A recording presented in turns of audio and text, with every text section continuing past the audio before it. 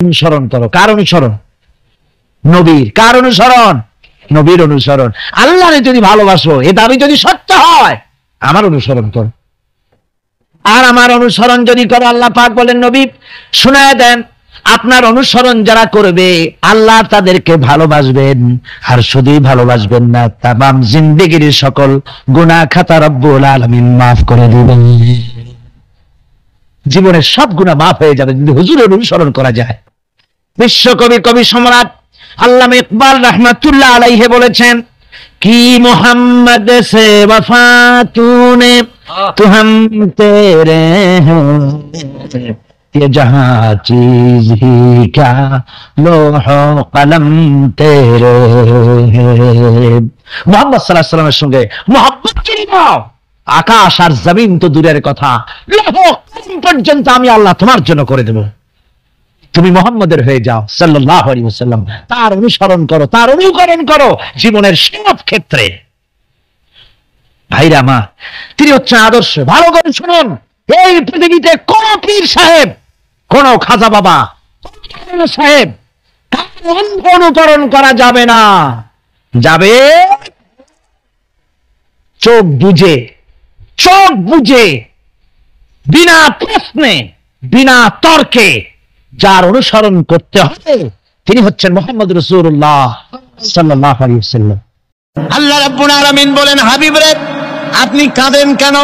আজকে তো আপনার কাঁদার দিন না। আমি আপনাকে মাকামে মাহমুদ দান করেছি, আমি আপনাকে কাউসার দান করেছি। আপনার আজকে সম্মানের দিন, মর্যাদার দিন, কাঁদেন কেন? আল্লাহর হাবিব বলবেন, রাব্বুল আলামিন মাকামে মাহমুদ পেয়েছি, কাউসার পেয়েছি, কান্দি এই জন্য আমি দেখতে পাচ্ছি আবার সামনে দিয়া ফেরেশতারা আমার উম্মতগুলি জাহান্নামের দিকে নিয়ে যায়। আল্লাহ রাব্বুল আলামিন বলবেন, ওগো আমার হাবিব, আমি আপনাকে ক্ষমতা দিলাম, আপনার জান্নাতি উম্মতগুলি আপনি বেছে নেন। আল্লাহর হাবিব তার জান্নাতের উম্মতগুলি বাঁচতে থাকবেন। হযরত আয়েশা বলেন, ইয়া রাসূলুল্লাহ, কিয়ামতের ময়দানে লক্ষ কোটি কোটি মানুষের ভিতরে আপনার জান্নাতি উম্মত আপনি চিনবেন কি করে? হুজুর বলেন, আয়েশা, কোন একটি ঘোড়ার কপাল যদি থাকে সাদা, এই সাদা কপালওয়ালা ঘোড়াটা যদি অসংখ্য ঘোড়ার ভিতরে যদি হারিয়ে যায়, তাহলে সাদা কপালওয়ালা ঘোড়ার মালিক তার ঘোড়াকে পাবে কিনা বলো? হযরত আয়েশা বলেন, হুজুর অনায়াসে পাবে। আল্লাহ রাব্বুল আলামিনের হাবিব বলেন, আয়েশা রে, কিয়ামতের ময়দানে আমার যেই উম্মতেরা নামাজি ছিল, দিনদার ছিল, পরেজগার ছিল, দুনিয়ার বুকে ঈমান নিয়ে যারা চলাফেরা করেছে, আমার দিন কায়েমের আল্লাহর দ্বীনের জন্য যারা কাজ করেছে, ওদের চেহারা নূর চমকাতে থাকবে, ঈমানের নূর কিয়ামতের দিন চমকাতে থাকবে। সেই ঈমানের নূর দেখে দেখে আমি আমার জান্নাতি উম্মতগুলি আমি বেছে নেব। নবীজি বলেছেন, কন্যার পিতাদেরকে গালি দিও না। অনেকে টিটকারি করে, বারবার মেয়ে হয় ছেলে একটাও হয় না, সেই জন্য টিটকারি বটকারি করে। আল্লাহর নবী বলেছেন, মেয়ের পিতাকে গালি দিও না, ঠাট্টা করো না, যেহেতু আমি মুহাম্মদ রাসূলুল্লাহ সাল্লাল্লাহু আলাইহি ওয়াসাল্লাম, আমি মেয়েদের পিতা, আমি নিজে মেয়েদের পিতা। খাও না, মেয়েদের পিতাকে গালি দিও না। রাসূলুল্লাহ বলেছেন, আকাশের নিচে জমিনের উপরে খাদিজার মতো মহিলা আর নাই। সেই হযরতে খাদিজা রাসূলের 4টি মেয়ে পেটে ধারণ করেছিলেন। সুবহানাল্লাহ। মেয়ের প্রতি রাসূলুল্লাহ যথেষ্ট মহব্বত করতেন, মেয়েকে খুব ভালোবাসতেন হুজুর সাল্লাল্লাহু আলাইহি ওয়াসাল্লাম। হুজুরের কলিজার টুকরা ছিলেন মা ফাতিমা রাদিয়াল্লাহু তাআলা আনহা।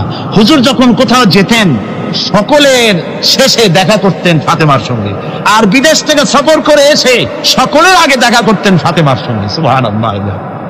রাসূলুল্লাহ আরো বলেছেন, তোমরা যখন বাজারে যাবে বা ব্যবসা করতে যাবে বা বিদেশে যাবে, আসার সময় যে সব হাদিয়া নিয়ে আসো। আমরা যখন বাইরে যাই, বাজারে যাই, কিছু হাদিয়া আনি না, জামা কাপড় চকলেট ইত্যাদি আমরা আনে থাকি। রাসূলুল্লাহ বলেছেন, হাদিয়াগুলি তোমরা যারা বিদেশে যাও, বাজারে যাও, হাদিয়া আনবে, আর এনে ঘরের মধ্যে ঢুকে তা শুরু করবে মেয়েকে দিয়ে। প্রথমে দেবে মেয়েকে। সুবহানাল্লাহ। মেয়ের মর্যাদা ইসলামে সব চাইতে বেশি। কোন যুগে? যে যুগে মেয়ে হলে পরেই মাটির নিচে ঘিরে রাখতো, আছাড় মেরে মেরে ফেলে দিত। বেআইয়ি যামবিন কুতিলাত, কোন অপরাধে তাদেরকে হত্যা করা হলো আল্লাহ পাক কোরআনে কারীমের মধ্যে বলেছেন। তাদের অপরাধ আর কিছু না, তারা নারী, এই জন্য তাদেরকে মেরে ফেলা হতো। রাসূলুল্লাহ তাদের ইজ্জত দিলেন, সুবহানাল্লাহ ওয়া বিহামদিহি। রাসূলুল্লাহ সম্মান দিলেন, ইজ্জত দিলেন তাদেরকে। কন্যা হিসাবে নারীর এই মর্যাদা। ফাতেমাকে রাসূল এত ভালোবাসতেন, ইন্তেকালের সময় হযরত ফাতেমা কাঁদতে কাঁদতে বেহুশ হয়ে যাওয়ার উপক্রম হয়ে গেছে। রাসূলুল্লাহ হযরত ফাতেমাকে ইশারা দিলেন, হযরত ফাতেমা তার কান নিয়ে রাসূলুল্লাহর মুখের কাছে লাগাই দিলেন। আল্লাহ নবী কি যেন বললেন কানে কানে, হযরত ফাতেমার কান্না বন্ধ হয়ে গেল। হযরত আয়েশা বলেন, মা, রাসূলুল্লাহ তোমার কানে কানে কি বললো আর তোমার কান্না বন্ধ হয়ে গেল?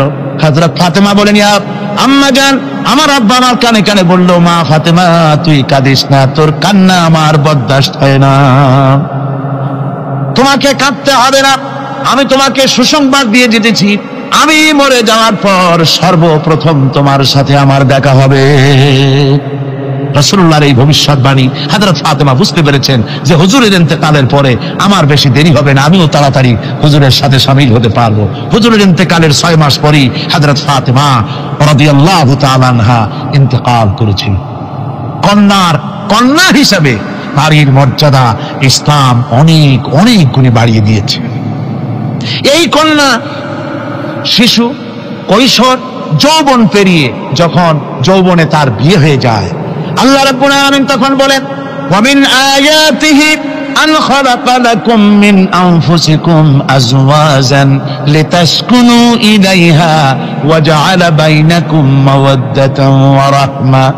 আল্লাহ পাক বলেন, আমার নিদর্শনের ভিতরে এটাও একটি নিদর্শন যে আমি তোমাদের থেকে তোমাদের জোড়া তৈরি করেছি, তোমাদের স্ত্রীদেরকে তৈরি করেছি, তোমাদের সাথে তোমাদের স্ত্রীর ভালোবাসা সৃষ্টি করেছি, মহব্বত সৃষ্টি করেছি। এই মহব্বত আমি আল্লাহ তৈরি করেছি। আর যখন বুড়ো হয়ে যায় মানুষ, স্বামী স্ত্রী যখন বুড়ার বুড়ি হয়, তখন আর ভালোবাসা থাকে না, তখন ওই ভালোবাসা সহৃদয়তার করুণায় আমি আল্লাহ পরিণত করে দেই। বুড়ার জন্য তখন বুড়ি ছাড়া আর উপায় নাই, বুড়িরও আর বুড়া ছাড়া উপায় নাই। তখন ভালোবাসা কোনো বিশেষ কোন লক্ষ্য নিয়ে ভালোবাসা নয়, তখন একের উপরে অন্য একদম নির্ভরশীল হয়ে পড়ে। আল্লাহ পাক বলেন, এই অবস্থা আমি আল্লাহ সৃষ্টি করে দেই। সুবহানাল্লাহ ওয়া বিহামদিহি। স্ত্রীকে রাসূলুল্লাহ কত ভালোবাসতেন। আল্লাহর নবী বলেছেন, আমার কাছে 3টা জিনিস প্রিয়, একটা হচ্ছে সুগন্ধি, একটা হচ্ছে নামাজ, আর একটা হচ্ছে স্ত্রী। সুবহানাল্লাহ।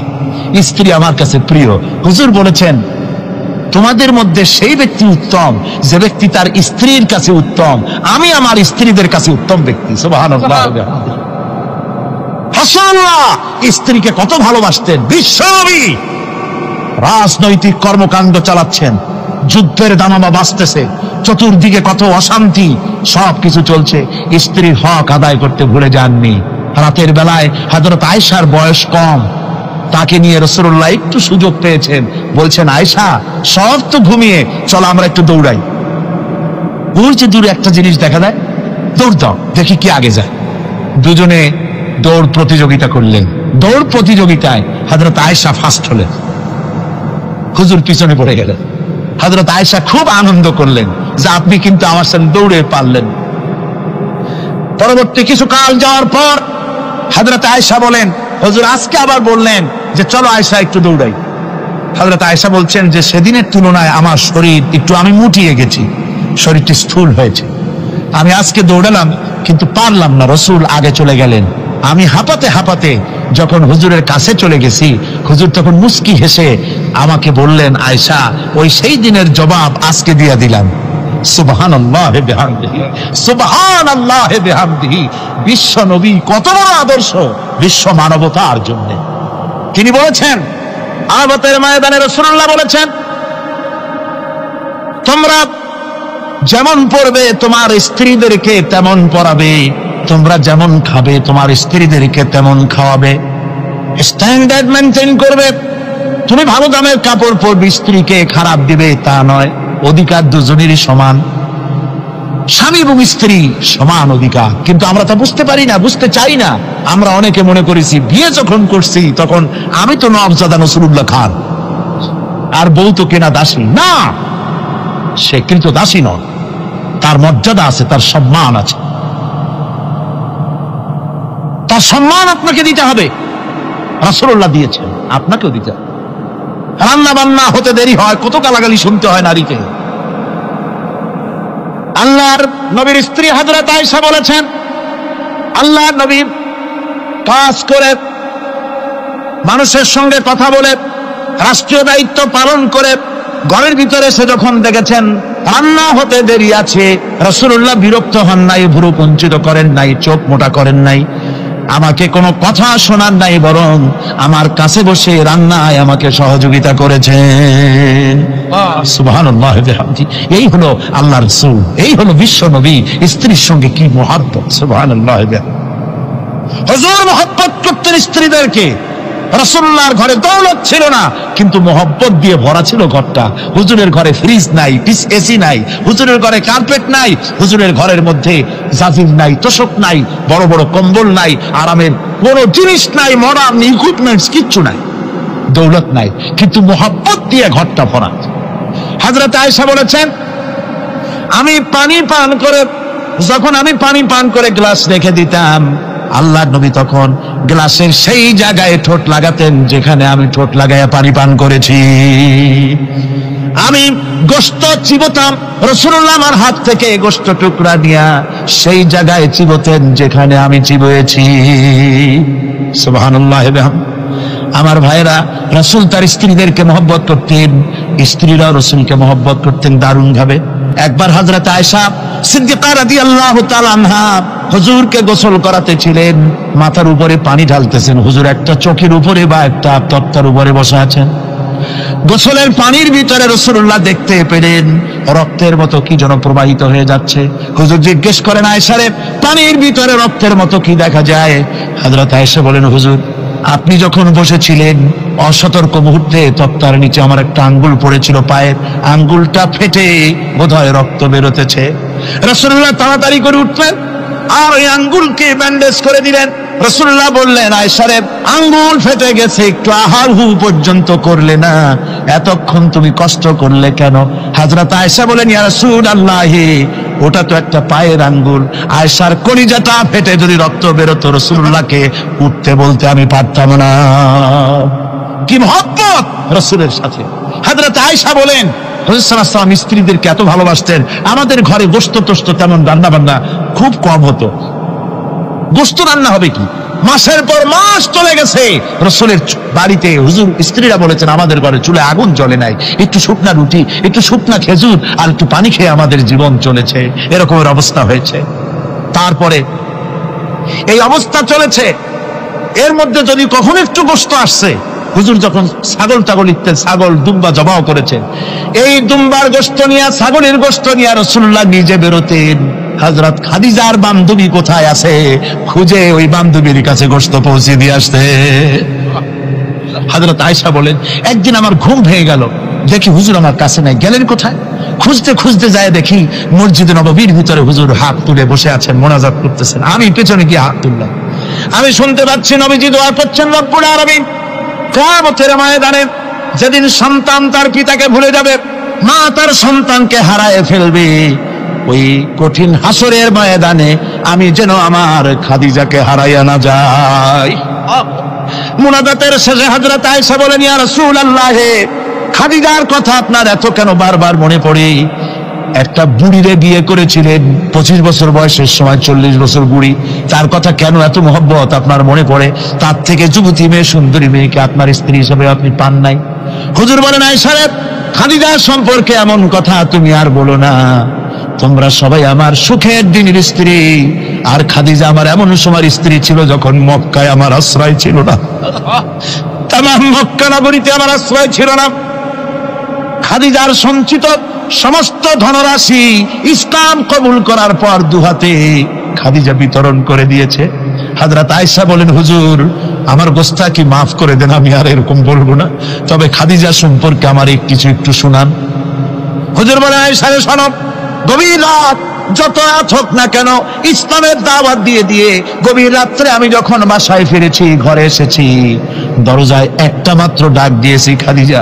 অমনি দরজা খুলে গেছে।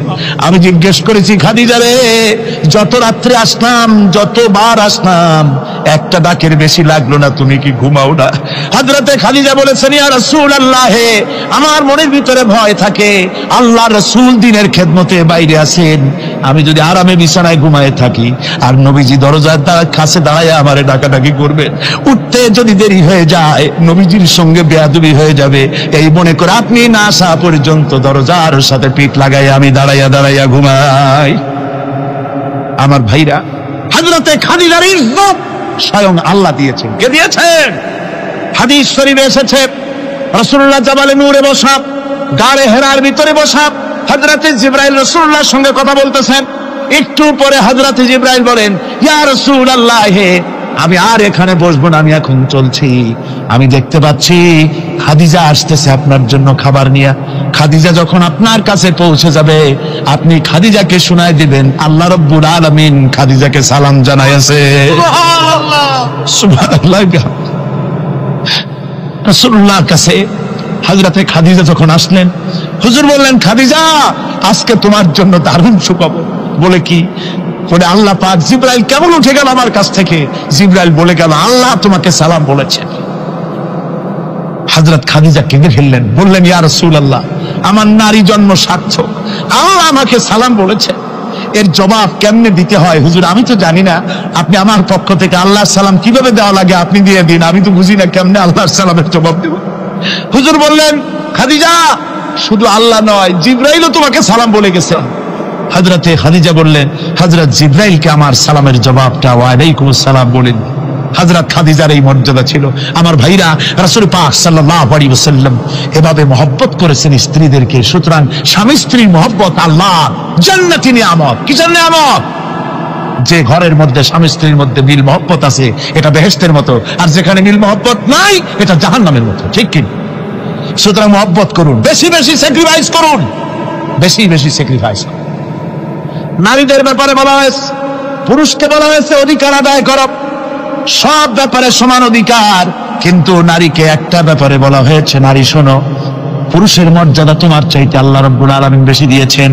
আর রিজালু কাওয়ামুনা আলান নিসা, নারীদের উপরে পুরুষের প্রাধান্য আল্লাহ পাক দান করেছেন। একদিন একজন সাহাবী বলেছেন, ইয়া রাসূলুল্লাহ, জংলি উট দেখলাম আপনার পায়ের উপরে সেজদায় পড়ে গেল, আপনি যদি আমাদেরকে অনুমতি দিতেন না, আপনাকে আমরা সেজদা করতাম। আল্লাহ নবী বললেন, মানুষ মানুষকে সেজদা করা, এ পারমিশন যদি আমি দিতাম, তাহলে দুনিয়ার সমস্ত স্ত্রীদেরকে বলতাম তারা যেন তাদের স্বামীকে সেজদা দেয়। স্বামীর মর্যাদা এখানে বেশি। সুতরাং অধিকার সমান, কোনো সন্দেহ নাই, কিন্তু স্বামীর একটা আলাদা মর্যাদা আছে, সেই সম্মানও তাকে দিতে হবে। এরপরে এই সমান অধিকারের ভিত্তিতে স্বামী স্ত্রী চলতে থাকে, মাঝখানে আল্লাহ পাক তাদেরকে সন্তান দান করেন। আল্লাহ তাদেরকে, নারীকে লেখাপড়ার অধিকার দিয়েছেন, ইসলাম তাকে লেখাপড়ার অধিকার দিয়েছে, শিক্ষার অধিকার দিয়েছে। হযরত আয়েশা সিদ্দিকা রাদিয়াল্লাহু তাআলা আনহা শিক্ষয়িত্রী ছিলেন, হাফেজা ছিলেন, হাদিসের হাফেজা ছিলেন, কোরআনের হাফেজা ছিলেন, হাজার হাজার সাহাবায়ে কেরামদের তিনি ওস্তাদ ছিলেন। সুবহানাল্লাহ বলেন। নারীদের ব্যাপারে অধিকাংশ মাসালা হযরত আয়েশা সিদ্দিকা রাদিয়াল্লাহু তাআলা আনহার অবদান। সুবহানাল্লাহ। নারী যুদ্ধ করেছে, যুদ্ধের ময়দানে নারীর অধিকার আছে। নারী চাকরি করতে পারবে, নারী ব্যবসা করতে পারবে, নারী লেখাপড়া করতে পারবে, নারী সেনাবাহিনীতে যেতে পারবে, নারী সব করতে পারবে, কিন্তু পর্দার মাধ্যমে। একটা লোক গিয়ে কাঁদতেছিল মুসলমান হওয়ার পরও। হুজুর কয়, কান্দো কেন? কই যে আমার গুনাহ কি মাফ হয়েছে? হুজুর বলেন, হ্যাঁ মাফ হয়ে গেছে, কলেমা পড়ছো, মাফ হয়ে গেছে। কয় যে হুজুর আমি তো মারাত্মক গুনাহ করছি। বলে কি? বলে আমার একটা মেয়ে, সেই মেয়েটাকে নিয়ে আমি, ঘটনা লম্বা, আমি সংক্ষেপে বলতেছি, মেয়েটাকে ফাঁকি দিয়া তাহলে আমি মারবো, বুঝতে দেই নাই আমার বউরে। বললাম চলো বেড়াইতে যাই, মেয়েটা আমার সাথে সাজাই দিয়েছে, তার মা বেড়াতে নিয়ে যাবো এই কথা মনে করে। মেয়েটা কদ্দূর যায়, আবার আব্বা আব্বা বলে আমার দিকে ফিরে আসে, আবার পিছনে থাকে, আবার আব্বা আব্বা বলে জড়ায় ধরে। এইভাবে করতে করতে যখন নির্জন এলাকায় গেলাম, আমি পাহাড়ের পাশে গর্ত খোঁড়া আরম্ভ করলাম, গর্ত খুঁজি আর মাটি ছিটে এসে আমার দাড়িতে লাগে। বাচ্চা মেয়েটা আমার কাছে এসে দাড়ি দিয়ে ধুল ঝাড়ায় দেয়, কয় আব্বা তোমার দাড়িতে ধুল লাগতেছে, তুমি এই কষ্ট করতেছো কেন? মেয়ে তো বোঝে না যে আমি তার জন্য কবর খুঁজতেছি। কবরটা খোঁড়া হয়ে যাওয়ার পর মেয়েটারে বান্ধা শুরু করলাম। মেয়ে এখন কাঁদতেছে, বাবা আমার বান্ধ কেন? আমি তারে বাঁধা জোরে ওর মধ্যে নিক্ষেপ করে দিলাম। মেয়েটা গর্তের মধ্যে বসে চিৎকার করে বলছে, আব্বা তুমি আমারে বাঁচতে দাও, আমি তোমারে বাপ বলে সমাজে হ্যাঁ করবো না, আমি ভিক্ষা করে খাবো, আমার পারো না। লোকটি বলছি, ইয়া রাসূলুল্লাহ, আমার মনে দরদ আসলো না। আমি একটা পাথর উঁচু করে আমার মেয়ের বুক লক্ষ্য করে জোরে মেরে দিলাম। বুকটা ফেটে রক্ত ফিনকি দিয়ে উঠলো, আর মেয়ের বুক থেকে আওয়াজ বেরোলো, আব্বা। আমার কালে যেন এখনো সেই আওয়াজ বাজে। হাদিস শরীফে এসেছে, হুজুরের চোখের পানি দাড়ি ভিজে ভিজে জামার উপরে পড়তেছিল। হুজুর বললেন, আহারে, মানুষও পারে এইরকম কাম করতে।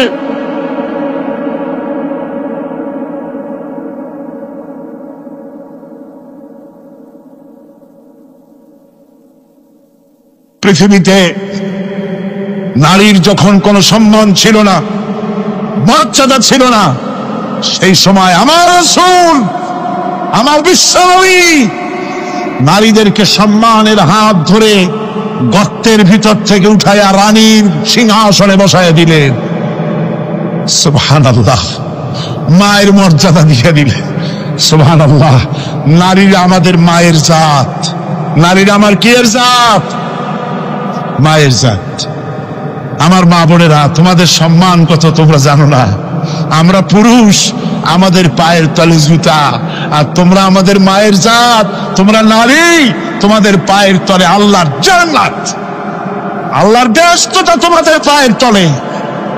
এই সম্মান আল্লাহ তোমাদের দিয়েছে, নবী দিয়েছেন। সুবহানাল্লাহ কর। ভাইরা আমার, অধিকার ইসলাম দিয়েছে। বিবাহ যখন হয়, এই বিবাহের সময় এজেন্ট আনতে হয়। আর বিবাহ হচ্ছে বিবাহ বৈঠক।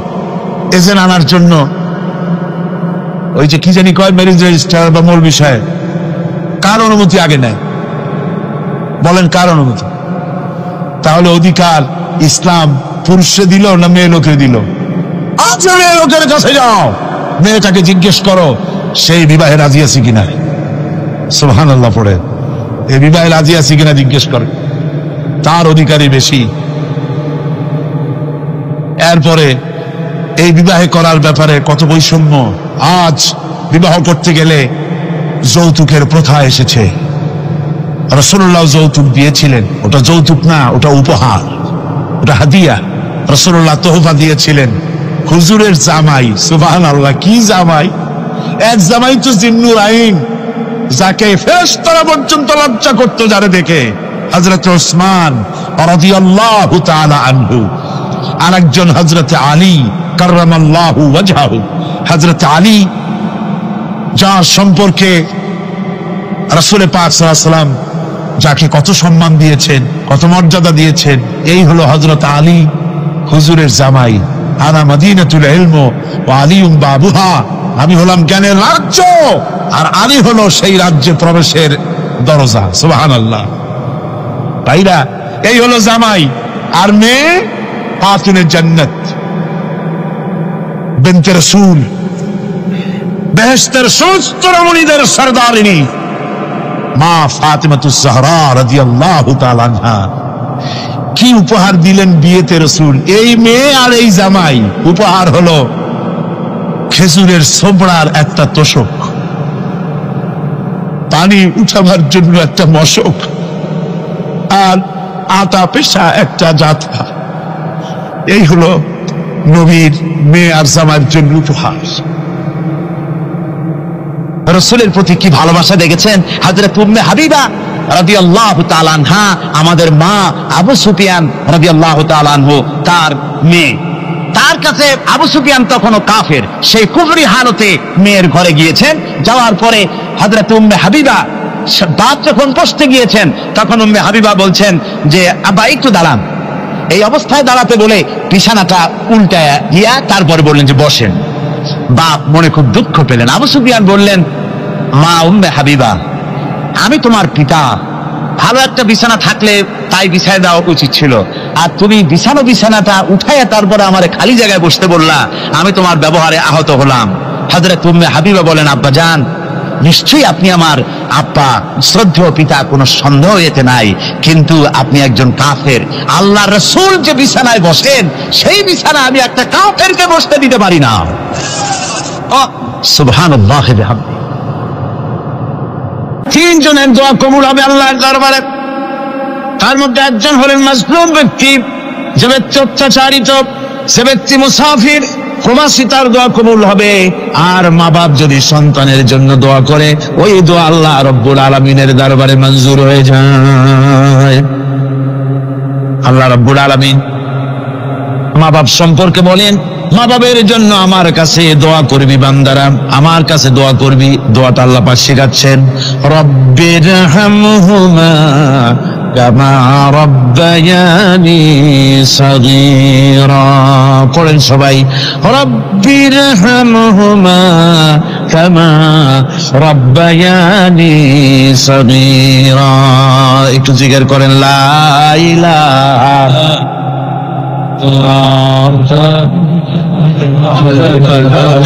লা ইলাহা ইল্লাল্লাহ, লা ইলাহা ইল্লাল্লাহ, লা ইলাহা ইল্লাল্লাহ, লা ইলাহা ইল্লাল্লাহ মুহাম্মাদুর রাসূলুল্লাহ। আমার ভাইরা, আল্লাহ পাক শিখাচ্ছেন, বান্দা তোর মা বাপের জন্য আমার কাছে দোয়া কর। আল্লাহ রব, আয় আমার প্রভু, আমার মা বাপ যেমন ছোটবেলায় আমাকে স্নেহের কোলে লালন পালন করেছে, আয় আমার আল্লাহ, তুমি আমার মা বাপকে তোমার রহমতের কোলে লালন পালন করো। আল্লাহ শিখাই দিয়েছেন। আমার ভাইরা, প্রত্যেক নামাজের পরে এই দোয়াটা ভুলে যাবেন না। ভুলে যাবেন? ভুলে যাবেন? আমার ভাইরা, আমার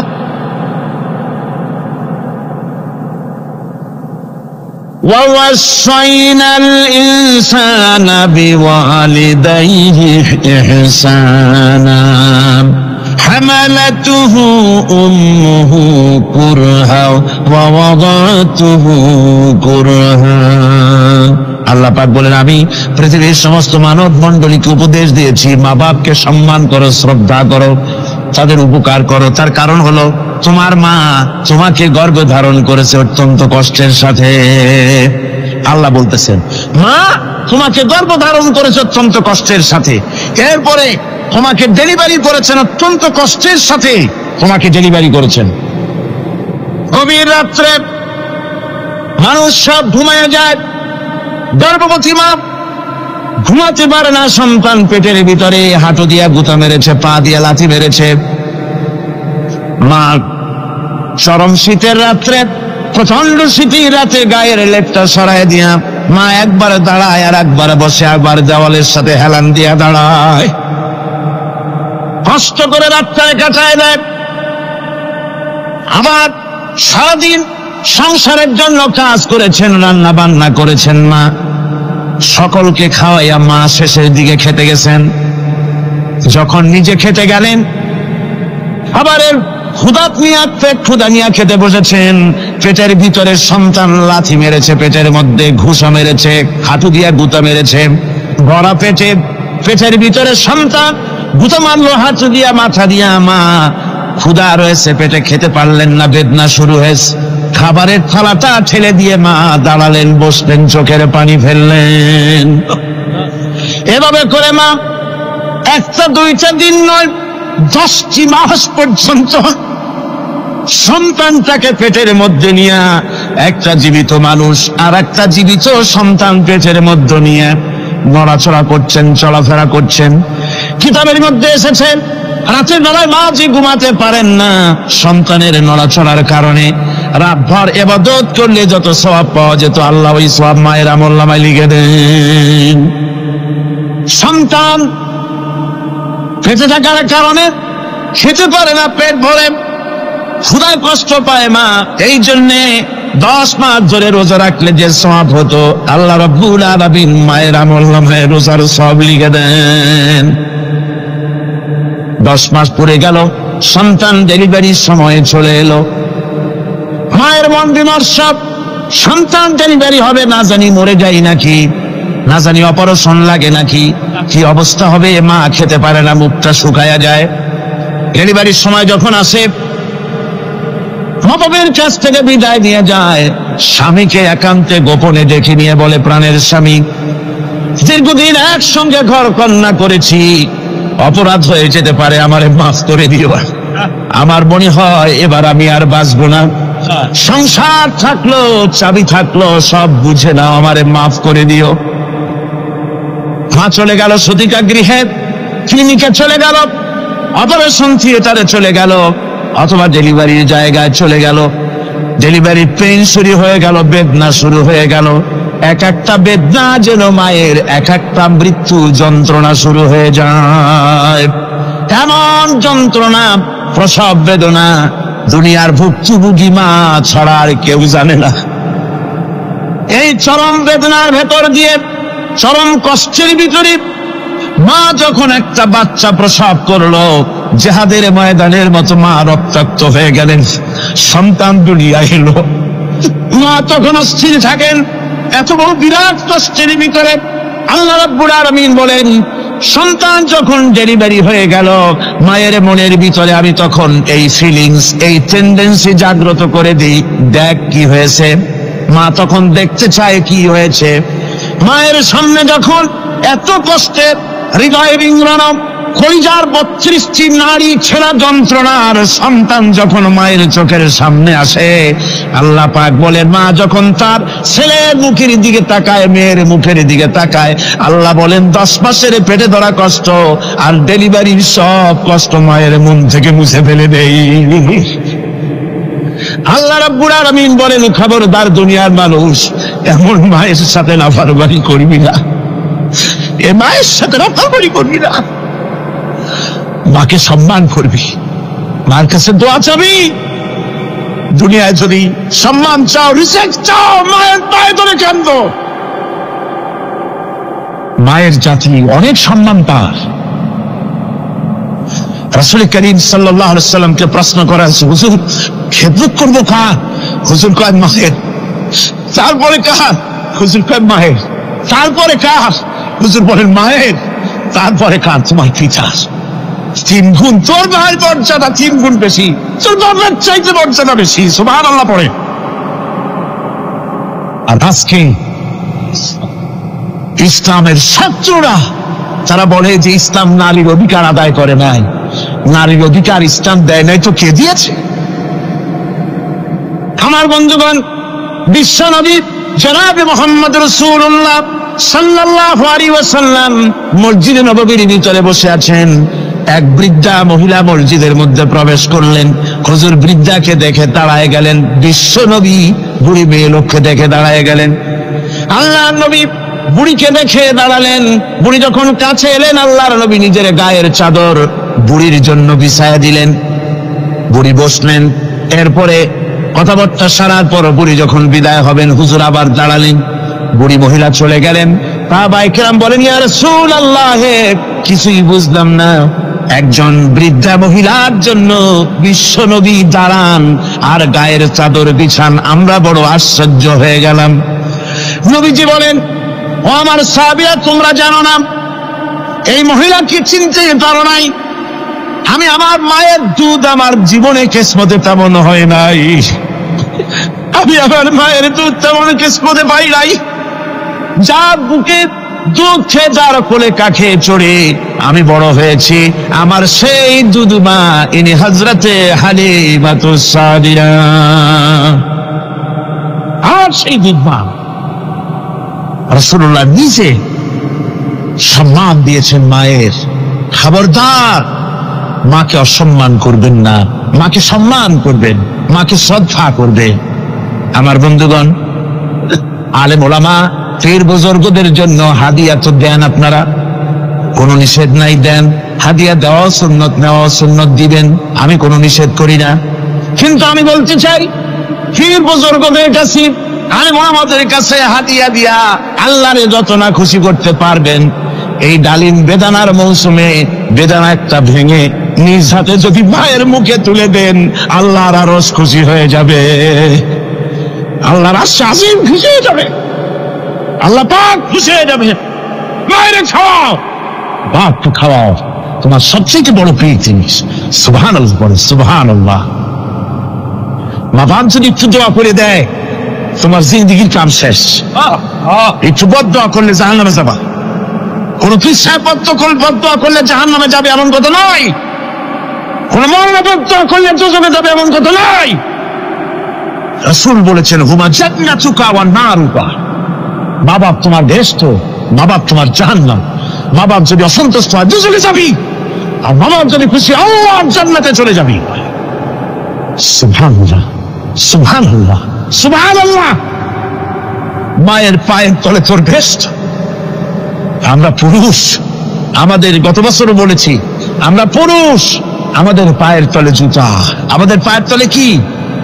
শুধু জুতা। আর আমার মা, আমার মায়ের জাতি যারা এই প্যান্ডেলে বসে আছেন, আমার মায়েরা, বোনেরা, মায়ের জাতি যারা পৃথিবীতে, মায়ের জাতির পায়ের তলে আল্লাহর বেহেশত। সুবহান। নারীর মর্যাদা ইসলাম দেয় নাই, কে দিয়েছে?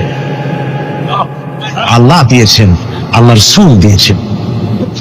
আর আমার মা, আমার মায়ের জাতি যারা এই প্যান্ডেলে বসে আছেন, আমার মায়েরা, বোনেরা, মায়ের জাতি যারা পৃথিবীতে, মায়ের জাতির পায়ের তলে আল্লাহর বেহেশত। সুবহান। নারীর মর্যাদা ইসলাম দেয় নাই, কে দিয়েছে? আল্লাহ দিয়েছেন, আল্লাহর রাসূল দিয়েছেন। আমার বন্ধুগণ, হযরত বায়জিদ বুস্তামি, ছোট্ট বাচ্চা ছেলে, গভীর রাত্রে মা অসুস্থ, পানির পিপাসায় জেগে উঠেছেন। বাবারে পিপাসায় শেষ হয়ে গেলাম, পানি দাও। ছেলে ঘরের ভিতরে পানি না পেয়ে বাইরে দৌড়াদৌড়ি করলেন। অনেক দূর থেকে পানি নিয়ে এসে দেখেন মা ঘুমায় গেছেন। পানি নিয়ে দাঁড়ানো পৌষ মাস, মাঘ মাসের শীতের রাত, ফজরের সময় মায়ের ঘুম ভেঙে গেল। তাকিয়ে দেখেন বাইজিদ দাঁড়ানো, হাতে পানি থরথর করে কাঁপছে। জিজ্ঞাসা করে, বাইজিদ তুমি দাঁড়ানো কেন? ছোট্ট বাচ্চা বলে, মা পানি চেয়েছিলে তুমি গভীর রাত্রে, পানি ঘরে ছিল না, অনেক দূর থেকে আনতে হয়েছে। মা বলছে, ঘুমাও নাই কেন গ্লাস ছুঁয়া? বাচ্চা বলে, ঘুমাই নাই। তুমি যদি আবার পানি চাও, সময় মতো যদি দিতে না পারে, মা তোমার কষ্ট হবে। এই জন্য ফজর পর্যন্ত আমি দাঁড়ায় আছি, কখন তুমি পানি চাও। মা হাতের থেকে পানি নিয়ে পান করলেন। বাইজিদকে বিছানার উপরে আরাম করে কম্বল দিয়ে ঘুম পড়াইয়া দিলেন। হযরত বাইজিদের মা উযু করে ফজরের নামাজ পড়ে সিজদায় চলে গেলেন। চিৎকার মেরে কেঁদে বলেন, আমার রব, আমার আল্লাহ, আমি আমার বাইজিদের মা, আমি মা হয়ে বাইজিদের জন্য দোয়া করি। বাইজিদ আমার জন্য আজকে যা করেছে, আমি মা, আমার কলিজা ঠান্ডা হয়ে গেছে। হায় আল্লাহ, আমি বাইজিদের জন্য দোয়া করি, তুমি তাকে সুলতানুল আরিফিন বানাইয়া দিও। মঞ্জুর হয়ে গেল আল্লাহ পাকের কাছে দোয়া। আমার ভাইরা, আল্লাহ পাক বলছেন, খবরদার আমার ইবাদতের পরে মা বাপ, আল্লাহর ইবাদতের পরে কারা? মা বাপ। মা বাপকে সম্মান করো, শ্রদ্ধা করো, মহব্বত করো, কিসমত খুলে যাবে, কিসমত খুলে যাবে। মা বাপকে সম্মান করো। হযরত আবু হুরায়রা রাদিয়াল্লাহু তাআলা আনহু রাসূলের সামনে এসে কাঁদতেছে। হুজুর বলছেন, আবু হুরায়রা কাঁদো কেন? কাঁদো কেন? রাতের বেলা কাঁদো। হযরত আবু হুরায়রা বলছেন, হুজুর আমাকে মা মেরেছেন। হুজুর বলছেন, মা মারলো কেন? কোন অপরাধ করেছো? কোন গোস্তাখি করেছো? আবু হুরায়রা বলছেন, না হুজুর, কোন গোস্তাখি করি নাই, তবে মারলো কেন? হযরত আবু হুরায়রা বলছেন, হুজুর আমি আপনার দরবার থেকে ফিরতে রাত হয়ে গিয়েছিল। মা জিজ্ঞেস করলেন, আবু হুরায়রা এত রাত্রে কোথায় ছিল? বললাম, আমি ছিলাম যে কদম চুমতে পারলে দুনিয়া ধন্য হয়, সেই দরবারে নববীর কদম মোবারক থেকে আসতে আমার দেরি হয়েছে। আমার মা মুশরিকা, আপনার নাম শুনে তার গায়ে আগুন জ্বলে উঠলো, আমাকে ধরে মারা আরম্ভ করলো। বলল, হয় আমার বাড়ি ছাড়বি, আর না হয় মুহাম্মদ সাল্লাল্লাহু আলাইহি ওয়াসাল্লামের দরবার ছাড়বি। আমি বললাম, আমার মা, তুমি বুড়ি মানুষ, তোমার গায়ে যত শক্তি আছে সমস্ত শক্তি দিয়ে আমারে পিটাও, আমারে মারো, মারতে মারতে আমাকে বাড়ি থেকে তুমি বের করে দাও, তোমার বাড়ি শুদ্ধ তাম দুনিয়া ছেড়ে দিতে পারি, আল্লাহর নবীর কদম মোবারক ছেড়ে দিতে পারি না। হুজুর, আমার মা আমাকে গলা ধাক্কা দিয়ে বের করে দিয়েছেন। হুজুর বলছেন, আবু হুরায়রা, তোমার মা তোমাকে মেরেছে, তুমি আমার কাছে নালিশ করছো? আমার তো এখানে ইন্টারফেয়ার করার কিছুই নেই। সুবহানাল্লাহ, সুবহানাল্লাহ, মা তোমাকে মেরেছে, এখানে আমার করার কিচ্ছু নাই।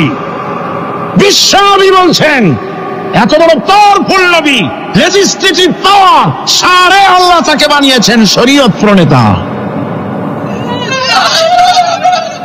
কোরআন শরীফ, কোরআন শরীফে শুধু হালাল ও হারামের, হালাল এবং হারামের, বৈধ এবং অবৈধের সীমারেখা শুধু কোরআনই ঠিক করেন, রাসূলের জন্য আল্লাহ ছেড়ে দিয়েছেন। আল্লাহ রাসূলও হারাম, হালাল এবং হারামের বৈধ, বৈধতা অবৈধতার সীমারেখা নির্ধারণ করেছেন। এত বড় ক্ষমতা তার, এত বড় পাওয়ারফুল বিশ্বনবী, তিনি বলছেন মা মেরেছে, আমার করার কিছু নাই। চিন্তা করেন কত বড় কথা, এ কথার লোড কত। হযরত আবু হুরায়রা বলেন, ইয়া রাসূলুল্লাহ, মা আমাকে মেরেছেন, আমি আল্লাহর নবীর কাছে মায়ের বিরুদ্ধে নালিশ করতে আসি নাই। বললেন, কেন এসেছো? হযরত আবু হুরায়রা বলেন, হুজুর, এসেছি একটা কারণে।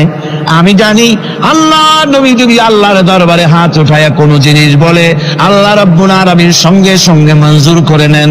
হুজুর, আমি এসেছি, মেহেরবানি করে দোয়া করুন আমার মাকে যেন আল্লাহ হেদায়েত নসিব করে দেন। আল্লাহ নবী হাত উঁচু করে বললেন, আল্লাহুম্মা হিদি উম্মা আবি হুরায়রা, আয় আল্লাহ, আমি দোয়া করি আবু হুরায়রার মাকে তুমি হেদায়েত নসিব করে দাও। রাসূলুল্লাহ দোয়া করছেন আর আবু হুরায়রা সমানে দৌড়াচ্ছেন। তিনি দৌড়াচ্ছেন, পিছন থেকে কয়েকজনে আবু হুরায়রার জামা টেনে ধরেছে। দৌড়, তাদের জানা আবু হুরায়রা খুব ভদ্রলোক মানুষ, কোন ঝামেলার মধ্যে থাকে না, রাগসাগ করে না, চিৎকার মারে না, দৌড় মারে না, এত ভদ্র শরীর, দৌড়ে কি না জানি কোন বিপদ বুদ্ধি ঘটে গেছে। পিছন থেকে জামা টেনে ধরে বলে, দৌড়াও কেন?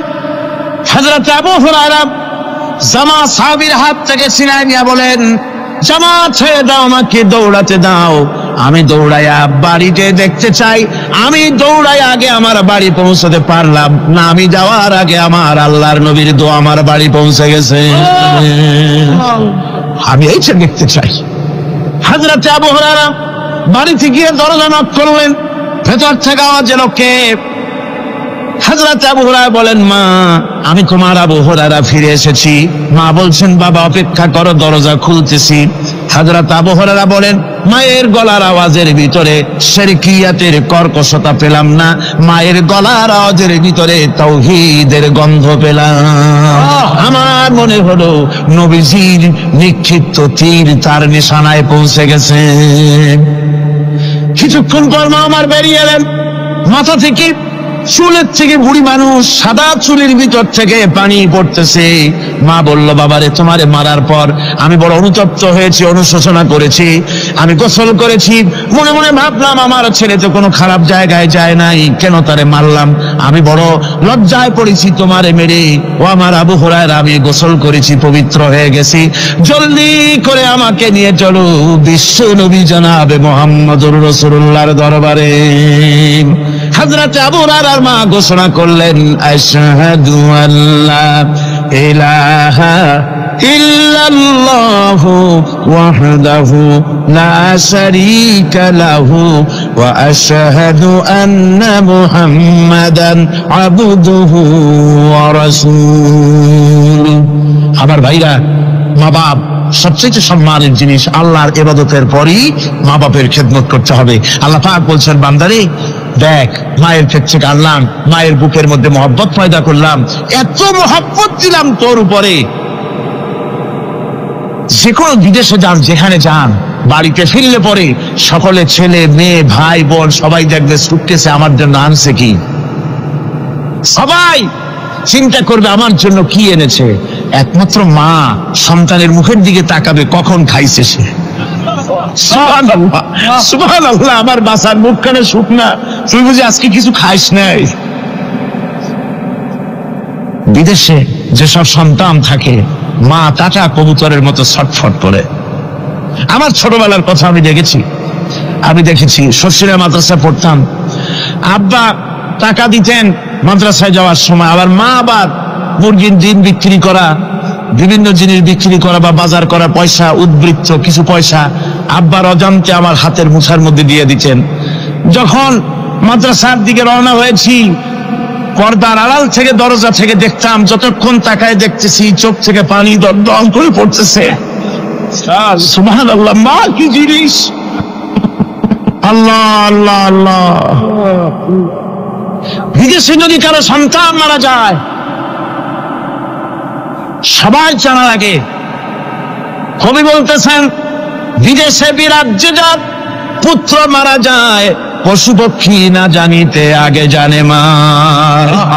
মায়ের কই যাক তারে টান লেগে যায়, মা বুঝতে পারে আমার সন্তানটা নাই। আহারে মা! আমার বন্ধুগণ, মা যার বেঁচে আছে বেয়াদবি করেছেন, পাও ধরে মাপ নিয়ে নেবেন, পাও ধরে মাপ নিয়ে নেবেন। মা তো পা ধরে দেখবেন মাফ করে দিবে। সুবহানাল্লাহ সুবহানাল্লাহ, কত দরদ তার বুকের মধ্যে। আর মা বাপকে সম্মান করবে। যাক, এই বিষয়ের উপরে আমি আর যেতে চাই না। সত্যি আপনাদের বললাম, এই বিশাল জনতাকে বললাম, সবচাইতে বড় পীর আপনার জন্য আপনার মা বাপ। সবচেয়ে বড় পীর কে? বাবা। সন্তুষ্ট করেন, রুজিতে অভাব ঘটবে না, কোন মাজারে গিয়ে সেজদা দেওয়া লাগবে না, আল্লাহর কসম মাজারে যাই চাওয়া লাগবে না। মা বাপকে খেদমত করেন, মা বাপকে খুশি করেন, মা বাপকে খাওয়ান, হাদিয়া দেন, মা বাপ খুশি, রুজিতে বরকত হবে, ব্যবসায় বরকত হবে, ঋণগ্রস্ত থাকবেন না, সম্মান আল্লাহ বাড়ায় দিবেন। সুবহানাল্লাহ বিহামদি, রাসূলুল্লাহর হাদিস। এই জন্য আমি অনুরোধ করব, মা বাপকে সম্মান করবে। পাশে বুঝতে পেরেছি মুহাম্মদ সাল্লাল্লাহু আলাইহি ওয়াসাল্লাম আল্লাহর রহমত, করুণার নবী, দয়ার নবী। তার কাছে যদি আমি যেতে পারি, তাহলে তিনি আমার সম্পর্কে যদি তার সামনে যেতে পারি, তাহলে তার কঠোর মনোভাব আমার প্রতি নরম হয়ে যাবে। এই মনে করে সাহাবায়ে কিরামদের চোখ এড়ায়া তিনি হুজুরের সামনে গিয়ে হাজির হয়ে গেলেন। হুজুর তাকে দেখি বললেন, তোমার নাম না ওয়াসি? তিনি বললেন, হ্যাঁ আমার নাম ওয়াসি। হুজুর বললেন, তুমি আমার চাচাকে শহীদ করেছো? ওয়াসি বললেন, জাহালাতের কারণে তা করেছি। হুজুর বললেন, কেমনে শহীদ করেছো আমার চাচাকে, আমার একটু শোনাও। ওয়াসি বলতে লাগলেন, আমি বল্লম দিয়ে হযরতে হামজার শরীরকে এফোড় ওপড় করে দিয়েছি, তারপরে তার বুককে খঞ্জর দিয়ে ফেরে বুকের ভিতর থেকে কলিজাটা বের করে নিয়ে আমি হাতে দিয়ে দিয়েছি হেন্দাই কলেজা চিবিয়ে চিবিয়ে খেস।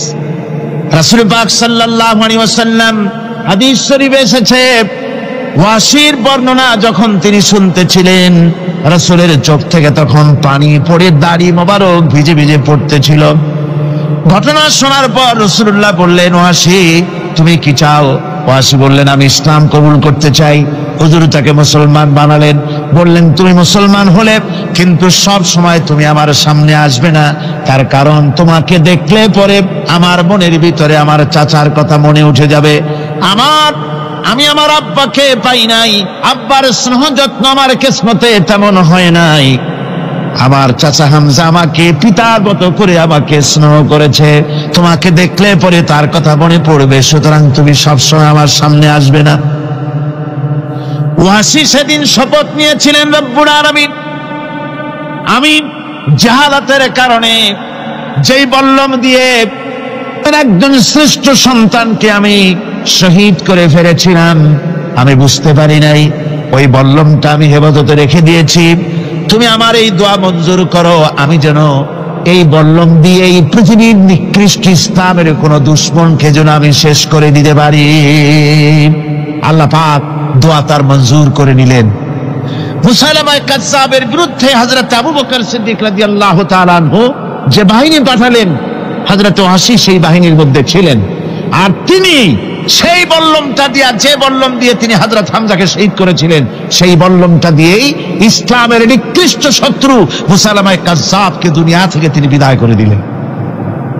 রাসূলের যুগে একজন নবুয়তের দাবি করলো, তার নাম হচ্ছে মুসাইলামা কাজ্জাব। সে দাবি করলো, সে মনে করলো যে নবুয়ত হচ্ছে একটা ব্যবসা। মুহাম্মদ সাল্লাল্লাহু আলাইহি ওয়াসাল্লামের কিছু ছিল না, নবুয়তের দাবি করলো, গনিমতের মাল আসলো, টাকা পয়সা আসলো, তারপর রাজত্ব হয়ে গেল। এরকম তো কম কথা না। তা আমিও যদি নবুয়তের দাবি করি তাহলে এরকমের একটা ব্যবসা আমিও করতে পারবো। এই চিন্তা ভাবনা করে নবুয়তের দাবি করে বসলো। নবুয়তের দাবি করে সে প্রচার করে বেড়াতে লাগলো, আমি নবী। তারপর তার উম্মতেরা বলল যে আচ্ছা আপনি তো নবী বুঝলাম, তা মুহাম্মদ সাল্লাল্লাহু আলাইহি ওয়াসাল্লামের উপরে ওহী নাজিল হয়, আপনি তো কোনো নতুন ওহী আমাদের দিতে পারলেন না, কোনো সূরাও এ পর্যন্ত আসলো না। মুসাইলামা কাজ্জাব বলল, দেখো কেবল না নবী হলাম, একটু সময় দাও ওহী আসা। কিছুদিন পর বলল যে সূরাটা এসে গেছে। বলে কি? সে সূরা কাউসারের একটা প্যারোডি তৈরি করলো, বলল আমার উপরে একটা নতুন সূরা আসছে, সূরাটি হচ্ছে ইন্না আতাইনাকাল আকাক ফাসাল্লি লিরাব্বিকা ওয়াজাক ইন্না শানিয়াকা হুয়াল আবলাক। এর অর্থ হচ্ছে আমি তোমাকে আকাক পক্ষী দান করেছি। আর আকাক পক্ষী বলা হয় হুতুম পেঁচাকে। ও যে কায়দার নবী, পাখিটাও পাইছে সেই কায়দারই। তারপরে ফাসাল্লি লিরাব্বিকা ওয়াজাক, সুতরাং তোমার প্রভুর উদ্দেশ্যে নামাজ পড়ো আর জোরে সোরে চিৎকার করো। মনে রেখো তোমার দুশ্মন হবে শ্বেত এবং কৃষ্ণ বর্ণে। এর না আছে কোনো গোড়া, না আছে মাথা, না আছে কোনো অর্থ, না আছে কিছু। এই জাতীয় সূরা দেখিয়া উম্মতেরা বলল কি যে আশ্চর্য কথা, মুহাম্মদ সাল্লাল্লাহু আলাইহি ওয়াসাল্লামের উপরে যে সূরা নাজিল হয়েছে তা পড়তে কত সুন্দর, কত ভাব গম্ভীর। আর কি একটা সূরা নাজিল হলো, তারা নিজেরা বলা তোয়া করলো। আর একবার ধরলো মুসাইলামাকে, তারা বলল মুহাম্মদ সাল্লাল্লাহু আলাইহি ওয়াসাল্লাম তাকে তার উম্মতেরা তাদের বাগানে নিয়ে যায়। নিলে পরে যে বাগান থেকে তিনি যান, গাছে খরমা না থাকলে খরমা হয়ে যায়। কোনো পানি শূন্য কুয়ার কাছ থেকে গেলে তার বরকতে কুয়ায় পানি চলে আসে। তো আপনি এরকমের কিছু আমাদের দেখান। বললো আমাকেও তোমরা এভাবে নিয়ে যাও। তখন তাকে নিয়ে যাওয়া হলো। দেখলো উম্মতেরা যে এমনই পোড়া কপালে এক নবী তাদের ভাগে পড়ছে, যে বাগান দিয়ে যায়, গাছে খরমা থাকলে খরমা পড়ে যায়, নষ্ট হয়ে যায়। আর কোনো পানিওয়ালা কুয়ার কাছ থেকে হাঁটলে সে কুয়া থেকে পানিও শেষ হয়ে যায়। এরপরে তার সাহস বাড়লো। মুসাইলামা কাজ্জাব রাসূল পাক সাল্লাল্লাহু আলাইহি ওয়াসাল্লামের কাছে এক চিঠি লিখলো। সে চিঠির ভাষা ছিল মিন মুসাইলামাত রাসূলিল্লাহ ইলা মুহাম্মাদুর রাসূলুল্লাহ সালামুন আলাইকুম আম্মা বাদ ফাইন্নী আশরাকতু ফিল আমর ওয়া ইন্না লানা নিসফাল আরদ ওয়া লিকুরাইশিন নিসফাল আরদ ওয়ালাকিন্না কুরাইশান কওমান ইয়াতাদুন। সে চিঠি লিখলো যে মুসাইলামা আল্লাহ রসুলের পক্ষ থেকে নাউজুবিল্লাহ মুহাম্মদ সাল্লাল্লাহু আলাইহি ওয়াসাল্লামের কাছে এই চিঠি পাঠানো হচ্ছে। ফাইন্নী কাদ আশরাকতু ফিল আমরি মাক, আমি হচ্ছি আপনার নবুয়তের একজন অংশীদার। এই হিসাবে পৃথিবীর অর্ধেক হচ্ছে আমার আর অর্ধেক হচ্ছে কোরাইশদের। কিন্তু কোরাইশরা বিষয়টা বুঝতে না পেরে আমার সাথে বাড়াবাড়ি করতেছে। হুজুর সাল্লাল্লাহু আলাইহি ওয়াসাল্লাম এই চিঠির জবাব দিলেন। হুজুর লিখলেন বিসমিল্লাহির রহমানির রহিম মিন মুহাম্মাদুর রাসূলুল্লাহ সাল্লাল্লাহু আলাইহি ওয়াসাল্লাম ইলা মুসাইলামাতিল কাজ্জাব আসসালামু আলা মান ইত্তাবাআল হুদা আম্মা বাদ ফাইন্নাল আরদা লিল্লাহি ইউরিসুহা মিন ইবাদিহি ওয়াল আকিবাতু লিল মুত্তাকিন।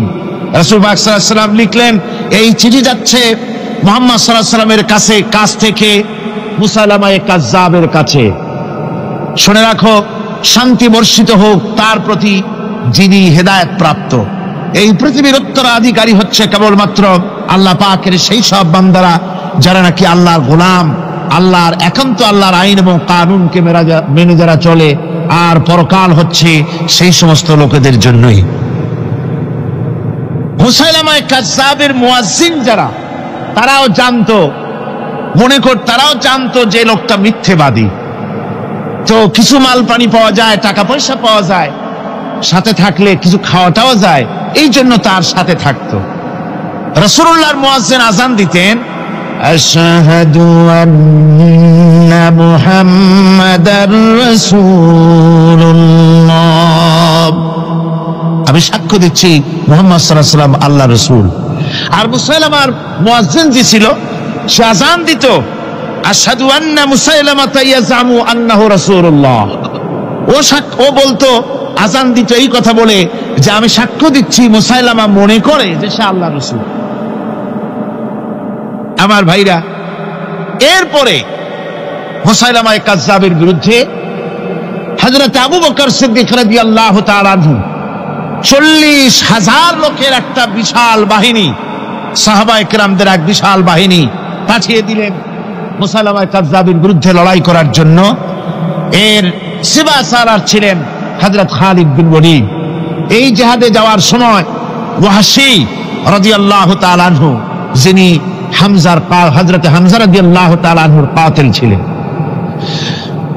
হুজুর সাল্লাল্লাহু আলাইহি ওয়াসাল্লাম ফতহ মক্কার দিনে সকলকে ক্ষমা করে দিয়েছিলেন, কিন্তু 5 জন নারী আর 6 জন পুরুষ সম্পর্কে বলেছিলেন এদেরকে যেখানে পাও সেখানে হত্যা করো। এর মধ্যে ওয়াহশী একজন।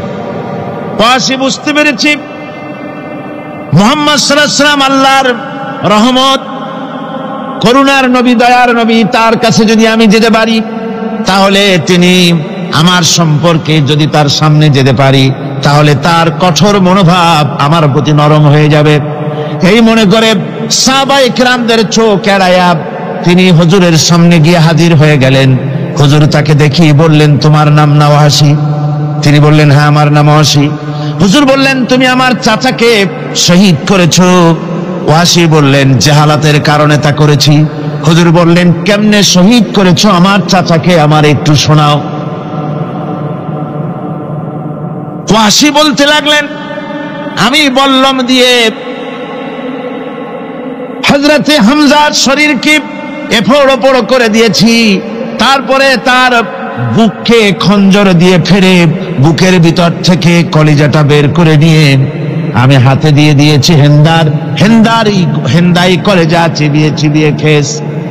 রাসূল পাক সাল্লাল্লাহু আলাইহি ওয়াসাল্লাম হাদিস শরীফে এসেছে, ওয়াহশীর বর্ণনা যখন তিনি শুনতেছিলেন রাসূলের চোখ থেকে তখন পানি পড়ে দাড়ি মোবারক ভিজে ভিজে পড়তেছিল।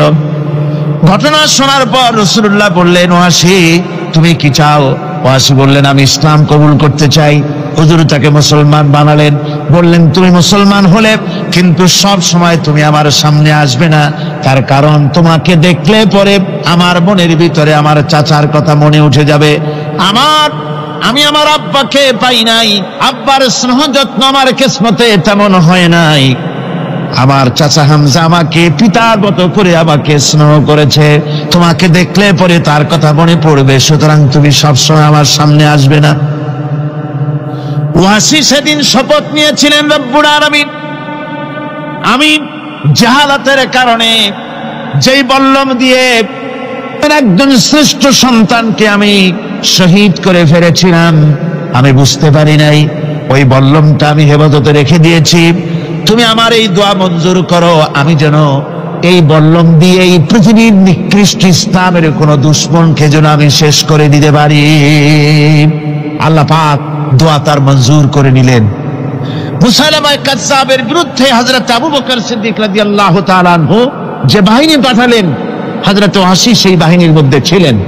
আর তিনি সেই বল্লমটা দিয়া, যে বল্লম দিয়ে তিনি হযরত হামজাকে শহীদ করেছিলেন, সেই বল্লমটা দিয়েই ইসলামের নিকৃষ্ট শত্রু মুসাইলামায়ে কাজ্জাবকে দুনিয়া থেকে তিনি বিদায় করে দিলেন। আমার ভাইরা, রাসূল পাক সাল্লাল্লাহু আলাইহি ওয়াসাল্লামের ইন্তেকালের পর এ পর্যন্ত নবুয়তের যারা দাবি করেছে, এক হিসাবে জানা গেছে 28 জন দাবি করা হয়ে গেছে। রাসূল বলেছেন, আমার পরে 30 জন মিথ্যেবাদী নবুয়তের দাবি করবে। কতজন করবে? 28 জন হয়ে গেছে, বাকি আছে কত? এর মধ্যে গোলাম আহমদ একজন। গোলাম আহমদ দাবি করলো যে আমি নবী। তার অনেকগুলি বই কিতাব সে লিখলো। বইয়ের মধ্যে এক জায়গায় সে লিখেছে, তার বইয়ে এক জায়গায় লিখেছে যে আমি স্বপ্নে দেখলাম আল্লাহ আমার সামনে উপস্থিত, আল্লাহ আমার সামনে এসেছেন পুরুষের আকৃতিতে, আর আমি তখন স্বপ্নের ভিতরে আমি নিজেকে একজন নারীর মতোই মনে করলাম। স্বপ্নের ভেতরেই আল্লাহ পাক পুরুষ হিসাবে আমাকে ব্যবহার করলেন। আমি স্বপ্নের মধ্যেই গর্ভবতী হলাম এবং স্বপ্নের ভিতরে আমি গোলাম মোহাম্মদ মসিহে রূপান্তরিত হয়ে গেলাম। নাউযুবিল্লাহি মিন যালিক। গোলাম মোহাম্মদ বলছে আল্লাহ পাক ওহীর মাধ্যমে আমাকে জানিয়েছেন, আল্লাহ আমাকে বলেছেন, গোলাম মোহাম্মদ তুমি হচ্ছ আমার সন্তান তুল্য। নাউযুবিল্লাহি মিন যালিক। এইভাবে অসংখ্য মিথ্যে কথা দিয়ে বইপত্র রচনা করেছে। লোকেরা তার কাছে নবুয়তের প্রমাণ চেয়েছে। আসলে শরীয়তের বিধান হচ্ছে হুজুরের পরে যদি কেউ নবুয়তের দাবি করে তাহলে তাকে সে নবী কিনা এর কোনো প্রমাণ তার কাছে চাওয়াও জায়েজ নাই। যেহেতু প্রমাণ চাইতে গেলে বোঝা যায়, সন্দেহ হয় কিছুটা প্রমাণ দিতে পারলে তাহলে সে নবী হবে। কথা বুঝতে পেরেছেন? এই জন্য রাসূলের পরে যদি কেউ নবুয়তের দাবি করে তাহলে তার কাছে নবুয়তের দাবির কোনো প্রমাণও চাওয়া যাইবে না। বিনা প্রমাণে রাসূলের পরে নবুয়তের দাবি যেই করবে সে কি হবে? জোরে বলেন কি হবে? কাফের হয়ে যাবে। দুনিয়ার সমস্ত উলামা, সমস্ত মুহাদ্দিস, সমস্ত মুফাসসির, দুনিয়ার সমস্ত মুফতি সব একমত, কোনো দ্বিমত নাই, গোলাম মোহাম্মদ কাদিয়ানী কাফের। তার অনুসারীরাও তার জামানায় মাওলানা আতাউল্লাহ শাহ বুখারী রাহমাতুল্লাহ আলাইহি তার সঙ্গে একটা বহস হলো। যেহেতু গোলাম মোহাম্মদ বলেছিল যে আমার এই 40 দিনের মধ্যে কেউ প্রতিবাদ করুক যেগুলি আমার ওহী নয়। হযরত মাওলানা আতাউল্লাহ শাহ বুখারী রাহমাতুল্লাহ আলাইহি সেই যুগের একজন শ্রেষ্ঠ আলিম, তিনি বললেন আমি তোমার কাছে কোনো প্রমাণ চাই না তুমি নবী কিনা। আমি জানি তুমি মিথ্যেবাদী, তবে তোমাকে বলতে হবে তুমি এই শক্তি কোথায় পেলে। গোলাম মোহাম্মদ বলল কোরআন শরীফেই আছে আমার এই শক্তির উৎস। কোথায়? বলল যে এই যে আয়াতটা আমি আপনাদের সামনে তেলাওয়াত করেছি, ঈসা আলাইহিস সালামের ওই কথাই গোলাম মোহাম্মদ বলল যে হযরত ঈসা আমার সম্পর্কে বলেছেন ইয়াতি মিন বাদি ইসমুহু আহমদ, আমার পরে একজন নবী আসবেন, রাসূল আসবেন, তার নাম হবে আহমদ, আমি সেই আহমদ। মাওলানা আতাউল্লাহ বুখারী বলছেন তোমার নাম তো আহমদ না, তোমার নাম হচ্ছে গোলাম আহমদ। তার অর্থ হলো হযরত ঈসা আলাইহিস সালাম যে আহমদের কথা বলেছেন তুমি সেই আহমদের গোলাম।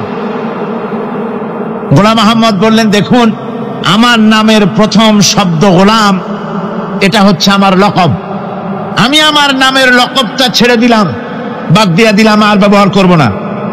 তাহলে তো আমি আহমদ থাকি, আপনি তো আর আপত্তি করতে পারেন না। মাওলানা বুখারী বললেন নামের প্রথম শব্দ বাদ দেওয়া যদি জায়েজ হয় তাহলে তোমার ফতোয়া দিয়ে আমার নামের প্রথম শব্দ বাদ দিয়ে দিলাম। আমার নাম আতা আল্লাহ, নামের প্রথম শব্দ আতা বাদ দিয়ে দিলাম। তো আতা যদি বাদ দেই তাহলে আল্লাহ হই, আর আল্লাহ হয়ে বলছি তোমার মতো গাধাকে নবুয়াত আমি দেই নাই। এরপর এই পৃথিবীর নিকৃষ্ট পাপী এই কাফেরের মৌত হলো কোথায়? জোরে বলেন এই কাফেরের মৌত হলো কোথায়? পায়খানার ভেতরে মৌত হয়েছে। আমার বন্ধুগণ, সুতরাং বাংলাদেশে যত কাদিয়ানি আছে সমস্ত কাদিয়ানিরা কাফের। সমস্ত কাদিয়ানিরা কি? আরো জোরে বলুন তারা কি? কাদিয়ানিরা মুসলমানদের গোরস্থানে তাদের মানুষ মারা গেলে মুসলমানদের গোরস্থানে তা দাফন করে না, মুসলমানদের জানাজায় তারা কোনোদিন আসে না, মুসলমানদের কোন মসজিদে তারা নামাজ পড়তে যায় না, তারা আলাদাভাবে মসজিদ তৈরি করে মসজিদের নামে। গোলাম মোহাম্মদ কাদিয়ানীর অনুসারীরা যে মসজিদ করে ওগুলি মসজিদ নয়, এগুলি মসজিদে জেরাত। এগুলি কি? মসজিদে জেরাত। এগুলি কখনোই মসজিদের সম্মান পেতে পারে না। তারা কোরআনে কারীমের ব্যাখ্যা নিজেরা করেছে, নিজেরা তৈরি করেছে, যার সাথে আহলে সুন্নাতুল জামাতের হাদিসের কোনো মিল নাই, নিজেরাই করেছে। সুতরাং এই কাদিয়ানীদেরকে সৌদি আরবিয়া সহ মধ্যপ্রাচ্যের 18টি দেশ এবং পাকিস্তান সরকারও নন মুসলিম মাইনরিটি হিসাবে ঘোষণা করেছে। বাংলাদেশ সরকারের কাছে কাদিয়ানীদেরকে অমুসলিম ঘোষণার জন্য দাবি জানানো হচ্ছে দীর্ঘদিন থেকে, কিন্তু যে সরকারি আসে কর্ণপাত করে না, কাদিয়ানীদের সাথে তাল মিলিয়ে চলতে চেষ্টা করে। আর এই তাল মিলিয়ে চলার অর্থই হলো মুনাফিকি। এই তাল মিলিয়ে চলার অর্থ কি? মুনাফিকি। বাংলাদেশের সব আলেম, সব উলামা ঐক্যবদ্ধভাবে দাবি করেছে কাদিয়ানীদেরকে অমুসলিম ঘোষণা করার জন্য, কিন্তু আজ পর্যন্ত তা করা হয়নি। আজকের মাহফিল থেকেও এই বিশাল জনসমুদ্র, আমরা কোরআনে কারীমের তাফসীরের মাহফিল থেকে দাবি জানাই সরকারের কাছে কাদিয়ানীদেরকে অমুসলিম সংখ্যালঘু হিসাবে ঘোষণা করা হোক। এই প্রস্তাবে দাবিকে আপনাদেরও হাত উঁচু করে দেখা। ربنا ظلمنا أنفسنا وإن لم تغفر لنا وترحمنا لنكونن من الخاسرين ربنا لا تزغ قلوبنا بعد إذ هديتنا وهب لنا من لدنك رحمة إنك أنت الوهاب أي الله تعالى হাজার হাজার মুসলমান নরনারী ঠান্ডাকে উপেক্ষা করে তোমার দ্বীনের কথা শোনার জন্য, কোরআনে কারীমের কথা শোনার জন্য এই মাঠে এসে হাজির হয়েছে। আল্লাহ তুমি দয়া করে মেহেরবানি করে আলোচনার সওয়াবটুকু হুজুরে পুরনূর সাল্লাল্লাহু আলাইহি ওয়াসাল্লামের রূহ মুবারকে পৌঁছে দাও। রব্বুল আলামিন, আমাদের মধ্য থেকে যাদের মা বাপ দুনিয়া থেকে জনমের মতো বিদায় হয়ে গেছে, আল্লাহ কবরে যদি আযাব থাকে দয়া করে আযাব মাফ করে দাও। আল্লাহ আমাদের মা বাপের উপরে তোমার রহমত নাজিল করো। রব্বিরহামহুমা কামা রাব্বায়ানি সগীরা রব্বিরহামহুমা কামা রাব্বায়ানি সগীরা।